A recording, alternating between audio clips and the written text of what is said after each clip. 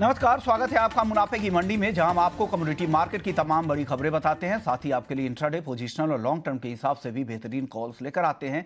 इसके अलावा आपको हाजिर बाजार की खबरों के साथ देश भर के मंडियों का अपडेट और खेतों से भी ग्राउंड रिपोर्ट भी हम आपके लिए लेकर आते हैं। लेकिन चलिए सबसे पहले अपने मेहमानों के बारे में बता दें। हमारे साथ नवनीत दमानी हैं, मोतीलाल ओसवाल से, सचिन गुप्ता है 5 पैसा कैपिटल से, अखिलेश जैन है टेक्निकल आईक्यू के फाउंडर हैं, और वंदना भारती हैं एसएमसी ग्लोबल सिक्योरिटीज़ के।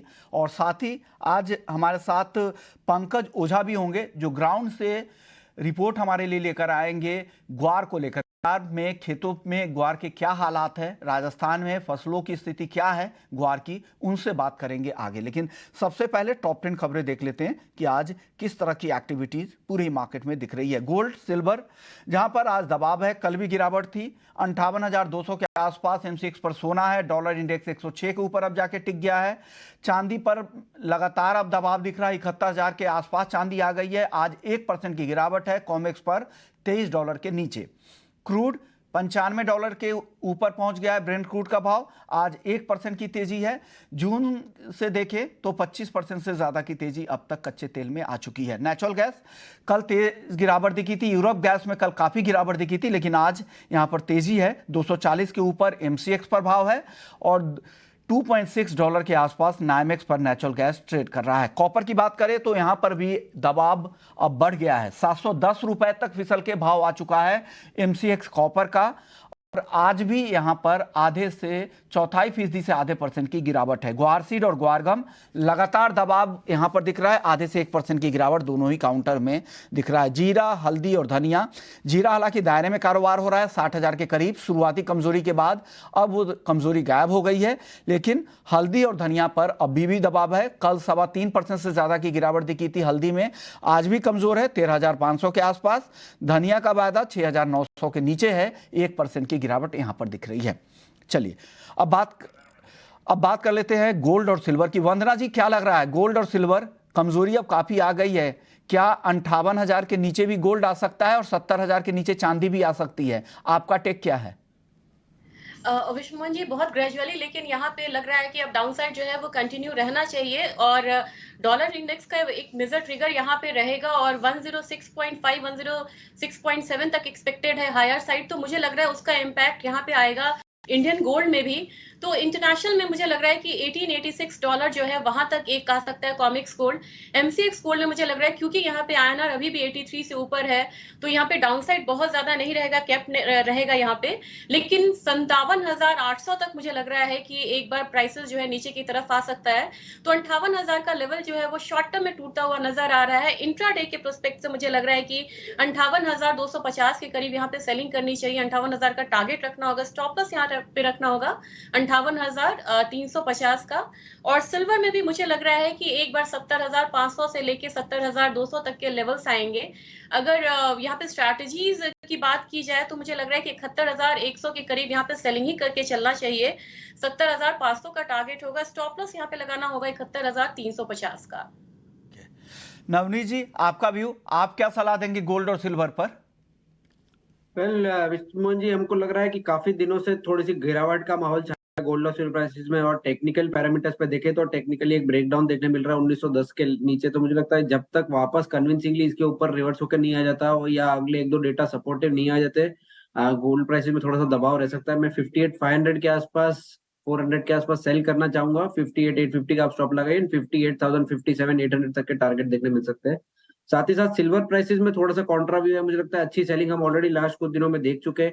यहाँ पे थोड़ा एक सपोर्ट के आसपास ट्रेड कर रहा है, अगर 71,200 350 के आसपास मिले तो बाय किया जाए। 70,000 का आप स्टॉप लगाइए एंड 72,500 के टारगेट फिर से देखने मिल सकता है। ओके, यानी 70,000 रुपए तक। ये चांदी आपकी बाई है? नवनीत जी के कॉल में कुछ करेक्शन मैं करना चाहूंगा, ऑन एयर एक टाइपो एरर था। गोल्ड की कॉल सही है, 58,500 रुपए पे आपको बेचना है, 57,800 रुपए के टारगेट के लिए 59,850 का स्टॉप लॉस है। चांदी कॉल में एक करेक्शन ये है कि ये खरीदारी की राय है चांदी की, 71,350 जो करंट लेवल है उससे 100 रुपए ऊपर आपको चांदी खरीदनी है। 72,000 का स्टॉप लॉस है और जो टारगेट है चांदी का वो 70,000 का है। तो टारगेट 70,000 का है, नीचे की सॉरी माफ कीजिएगा, 70,000 का टारगेट। आपने कुछ टाइपो एरर किया है, मुझे लगता है 72,000 का टारगेट है नवनीत जी। जी सर। ओके, जो टारगेट की जगह इन्होंने स्टॉप लॉस डाल दिया था और स्टॉप लॉस की जगह टारगेट था, इस वजह से वहां पर गलत दिख रहा था। लेकिन बाई आपको करनी है 71,350 पे 72,000 के टारगेट के लिए, और 70,000 का स्टॉप लॉस आपको लगाना है। चलिए, ये सही कॉल अब आपके स्क्रीन पर मौजूद है। अब हमारे साथ अखिलेश जी भी हैं। अखिलेश जी, आप क्या कॉल देंगे? बाई कॉल दे रहे हैं चांदी में नवनीत जी, और गोल्ड में सेल की सलाह है, आपकी सलाह क्या है? नमस्कार विश्व मोहन जी। ओके, देखिए, गोल्ड के अगर सिनेरियो को पहले थोड़ा समझा जाए कि अभी जो रिसेंट चिप इन हुआ है, फेड ने एक अग्रेसिव स्टेटमेंट दिया था, उसके बाद दोनों ही प्रीशियस मेटल्स के अंदर हमने एक फॉल आता देखा। सिल्वर में इसकी बहुत फास्ट एक प्रॉफिट बुकिंग आती देखी। तो मुझे लगता है कि टेक्निकल्स पे भी गोल्ड ने एक बहुत क्रूशियल जो सपोर्ट था, ये बार बार वहां से बाउंस कर रहा था 1900 के लेवल से, वो 1940 की बैंड में मूव कर रहा था, बट इसने कल इस लेवल को ब्रिज किया है। आज वहां पे इसने उस चीज को फॉलो अप भी लिया है। तो मुझे लगता है कि अगर जब तक गोल्ड अभी कॉमेक्स में फॉर शॉर्ट टर्म 1900 के ऊपर या 1910 के ऊपर नहीं जाता, तो सेल ऑन राइट्स की रणनीति रखनी चाहिए। यहाँ पर एमसीएक्स लेवल की बात करें तो मेरे को लगता है कि 58,325 से 350 का लेवल जो होगा वो एक अच्छा लेवल होगा सेल करने के लिए। यहाँ पे 58,415 का ही ऐसा लगाइए आप। और शॉर्ट टर्म इस वीक के लिए जो टारगेट आप रखते हैं 58,175, 57,950 के मुझे लक्ष्य लग रहे हैं। यहाँ पर एक डिस्क्लेमर रहेगा कि 1910, 1912 के नीचे अगर गोल्ड में क्लोज आते हैं तो एक वर्टिकल फॉल यहाँ पे आ सकता है, तो गोल्ड को 1865-66 तक लेके आ सकता है। तो ये व्यू वहीं सिल्वर की मैं बात करूं तो यस, जैसे आप ये देखते रहोगे कि जो यूएस का जो गोल्ड जो ट्रेजरी यील्ड है वो कंटिन्यूस बेसिस पे बढ़ रहा है, तो कहीं ना कहीं जो बॉन्ड मार्केट में क्या है, पैसा कंटिन्यूस बेसिस पे आ रहा है, और जो प्रीशियस है वहां से पैसा निकलते हमको दिखाई दे रहा है, और कंटिन्यूस है। गोल्ड इंडेक्स में भी भारी तेजी दिख रही है। तो यस, अगर थोड़ा बहुत पुल बैक आता भी है तो प्रीशियस वहां पे अभी सस्टेन करते नहीं लग रहे हैं। ऊपर में यहाँ पे अगेन बिकवाली की सलाह है सिल्वर में भी 71,050 के आसपास आप सेल करिए, 71,550 के इसमें स्टॉप लॉस रखिए, और ट्रेडिंग के लिए आप 70,800 तक के लक्ष्य देख सकते हैं। ओके, यानी कि इनको लग रहा है कि गोल्ड और सिल्वर दोनों में बेचकर जाना चाहिए, ये सलाह अखिलेश जी की है। अब बात कर लेते हैं कच्चे तेल की। वंदना जी, क्या लग रहा है? $95 के ऊपर ब्रेंट क्रूड का भाव है, क्या $100 भी आपको दिख रहा है? और एमसीएक्स पर 7,600 के ऊपर भाव है, क्या सलाह है इन लेवल्स पर? विश्वान जी, यहाँ पे डेटा नेगेटिव है। सप्लाई साइड यहाँ पे टाइट होने की वजह से क्रूड में एक अपसाइड देखने को मिल रहा है। कल 73.50 से इसने काफी बढ़िया एक बाउंस लिया है, तो आज के दिन में लग रहा है कि टेक्निकली एक अपसाइड जो है वो यहाँ पे कंटिन्यू रहना चाहिए कल के फॉल के बाद। तो यहाँ पे 7600 पे बाइंग का ही सजेशन रहेगा। 7645 में छोटा टारगेट देना चाहूंगी, क्योंकि मुझे लग रहा है कि 7700 के करीब यहाँ पे एक रेजिस्टेंस फिर से ये कमोडिटी फेस कर सकती है। इसके लिए स्टॉप लॉस लगाना होगा 7580 का। इन्वेंट्रीज आने वाले हैं, इस बार इन्वेंट्रीज जो है थोड़ा कम होके यहाँ पे डाउन हो सकता है, तो उसका भी एक इम्पैक्ट आता हुआ हम देख सकते हैं। और लिमिटेड यहाँ पे अपसाइड हो सकता है क्रूड ऑयल में। तो मेरे ख्याल से $95 या $100 अभी के सिनेरियो में थोड़ा सा यहाँ पे जस्टिफाइड नहीं लग रहा है। तो मुझे लग रहा है कि मेजर रेंज जो यहाँ पे विश्व मोहन जी होना चाहिए वो करीब $85 से लेके ऊपर की तरफ $92 का होना चाहिए, क्योंकि इकोनॉमिक जो डेटा है वो वीकनेस की तरफ यहाँ पे इशारा कर रहे हैं। इट इज सप्लाई कि यहाँ पे क्रूड ऑयल के प्राइसेस को काफी संभाल के रखा हुआ है।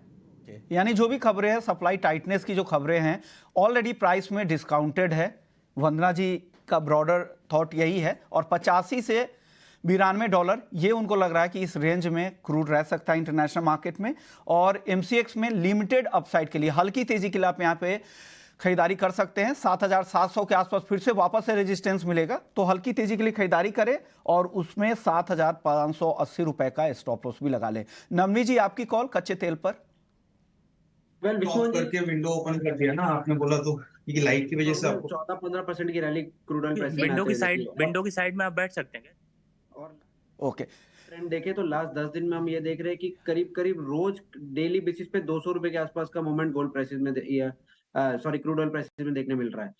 हर सत्र में ट्रेंड चेंज होता हुआ नजर आ रहा है। कल परसों 7600 के आसपास था, 7400 का लो किया, आज वापस 7550 के आसपास ट्रेड कर। मुझे लगता है कि यहाँ पर वोलेटिलिटी काफी हद तक बहुत ज्यादा रहने वाली है और बाय ऑन डिप्स की स्ट्रेटेजी के हिसाब से काम किया जा सकता है। 7700 और 7800 ये दो टारगेट काफी दिनों से पेंडिंग है जो कि अचीवेबल लग रहे हैं।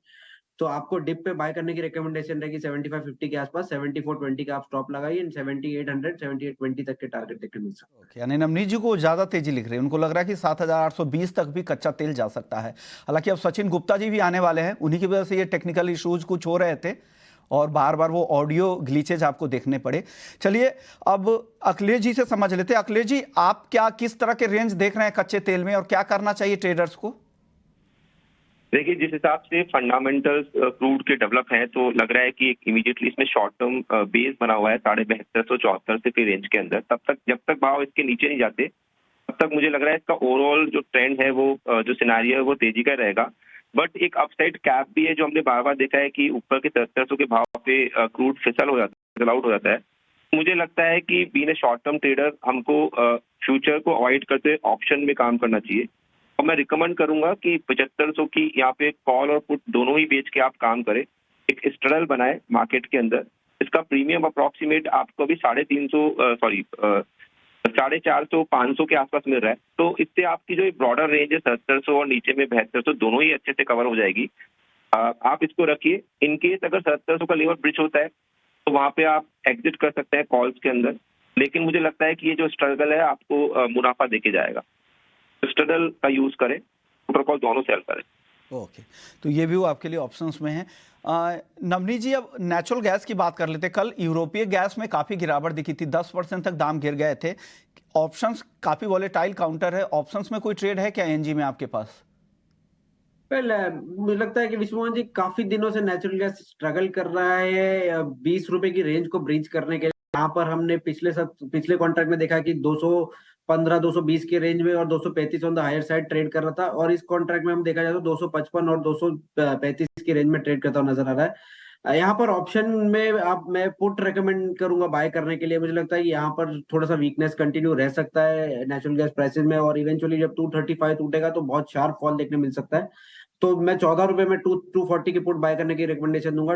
10 रुपए का आप स्टॉप लगाइए, अगर टारगेट आया तो 22 से 25 रुपए का टारगेट देखने मिल सकता है। ओके, तो नेचुरल गैस ये सेल नहीं, ये पुट खरीदने की सलाह है। अगर फ्यूचर्स में आप चाहना चाह रहे हैं तो वहाँ पर सेल कर सकते हैं, अदरवाइज आप 240 के स्ट्राइक की पुट खरीद सकते हैं। ये जो आपके नंबर दिख रहे हैं प्रीमियम के भाव, वो 240 रुपए के स्ट्राइक की पुट है। वंदना जी, एनजी पर आपकी कॉल क्या है? काफी कंटैंगो में ट्रेड हो रहा है। अगर क्रूड ऑयल को देखें तो बैकवर्डेशन है यहाँ पे, अक्टूबर नवंबर के बीच में जबरदस्त कंटैंगो है। मुझे लग रहा है कि थोड़ा सा यहाँ से स्ट्रेच हो सकता है। ओवरऑल तो यहाँ पे जो पोजीशन जो सेंटिमेंट्स है वो वीकर साइड ही है। यहाँ पे मैं नवनीत से सहमत हूँ।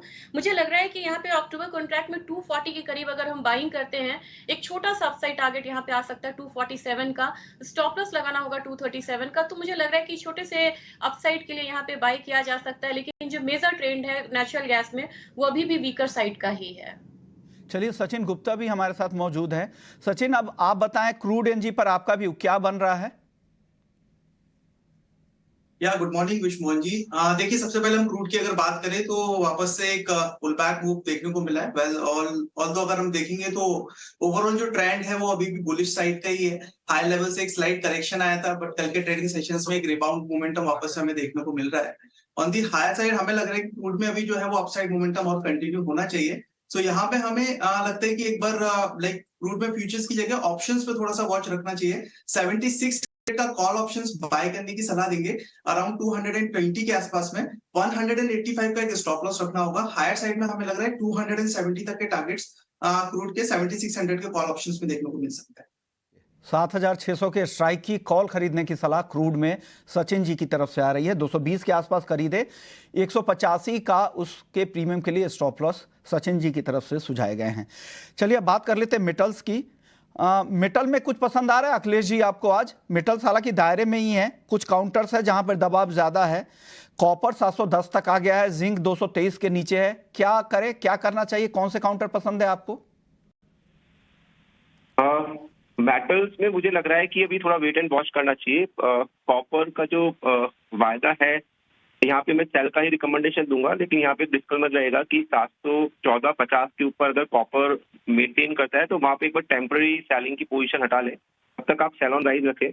नीचे मुझे लग रहा है 703 से 704 तक के भाव देखने को मिल सकते हैं, बट यहाँ पे डिस्क्लेमर है 714.50 के ऊपर एग्जिट कर लें स्ट्रिक्टली, क्योंकि वहाँ से एक बार शॉर्ट टर्म रिकवरी 725 तक भी देखने को मिल सकती है। तो थोड़ा लेवल्स का ध्यान रखें यहाँ पर।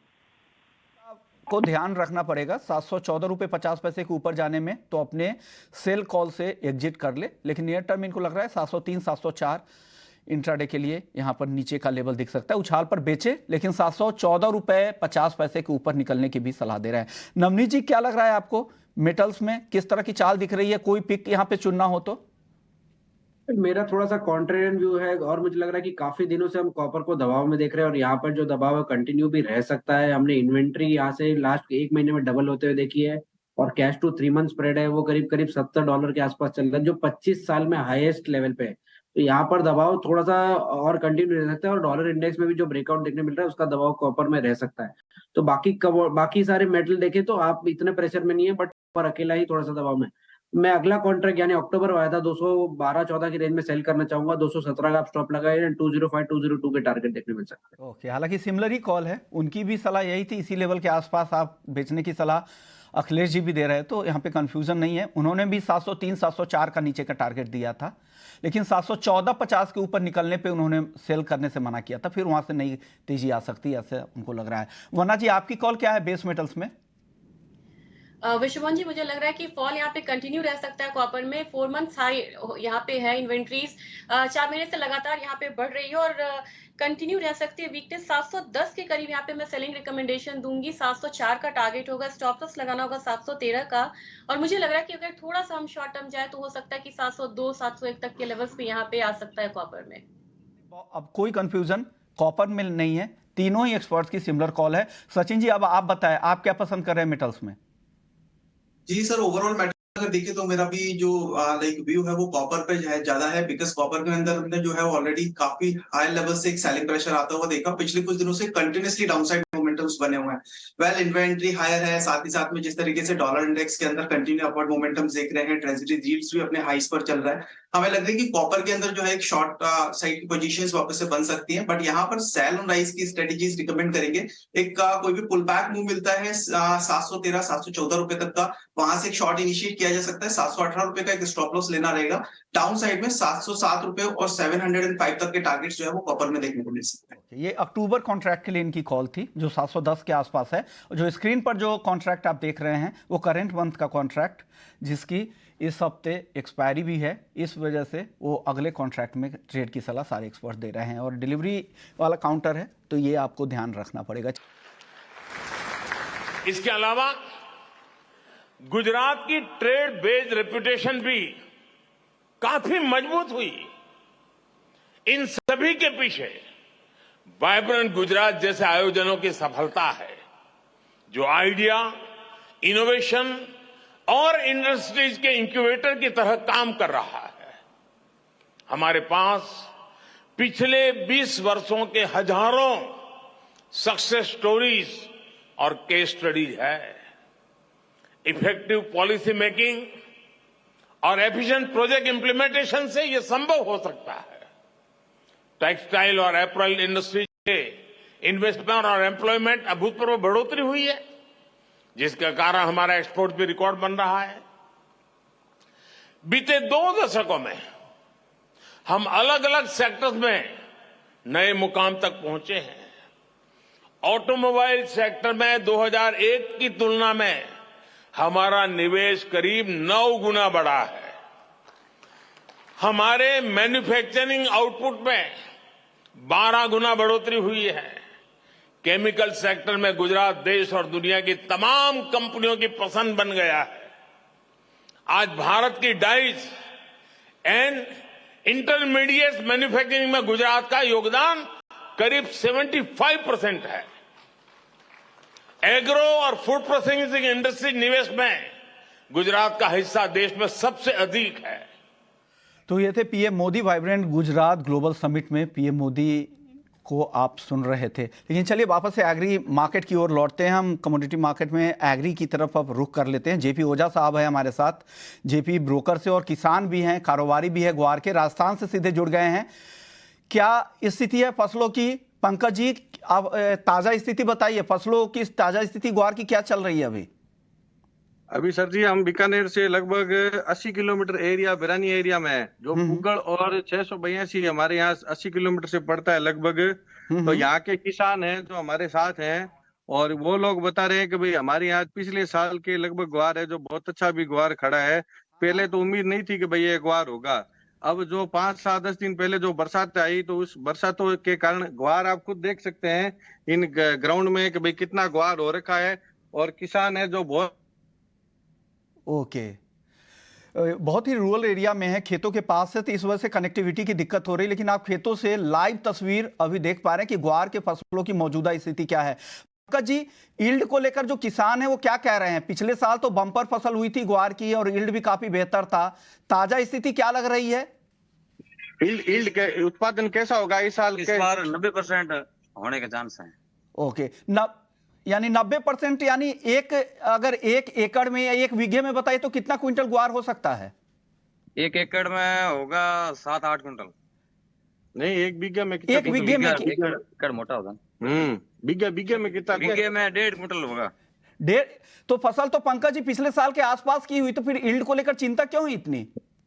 ईल्ड को लेके चिंता साहब अब चिंता करने वालों को है, लेकिन फसलों में कोई यहाँ की जो बीकानेर के आसपास का जो एरिया है, मैं भी खेत में खड़ा हूँ, आप खुद देख सकते हैं, और यहाँ से कम 100 किलोमीटर के एरिया में ग्वार की खेती है। कम से कम यहाँ से बज्जू, छतरगढ़, खाजूवाड़ा, कई पुगड़, दंतौर, ये आसपास जो है ना बहुत अच्छे खेत है। और कुछ मैंने आपको वीडियोज भी, आज सुबह 6 बजे से मैं निकला हूँ आज सर्वे पे, तो आपको मैंने वीडियोज भी भेजे हैं, कुछ आपको फोटोग्राफ्स भी भेजे हैं, आपने देखे होंगे। तो कहीं कोई फसलों की कमजोरी वाली ऐसी बात इस एरिया में है नहीं। हाँ, जो ग्वार छोटे थे, जो जल गए, जो आंधी की वजह से उड़ गए, वो तो खत्म हो गए, लेकिन बारिश पड़ने से आप खुद ग्वार की स्थिति देख सकते हो। एक बिरानी ग्वार है, कोई यहाँ कोई ट्यूबवेल का पानी का कोई स्रोत नहीं है, यहाँ पे पानी का कोई साधन संसाधन नहीं है।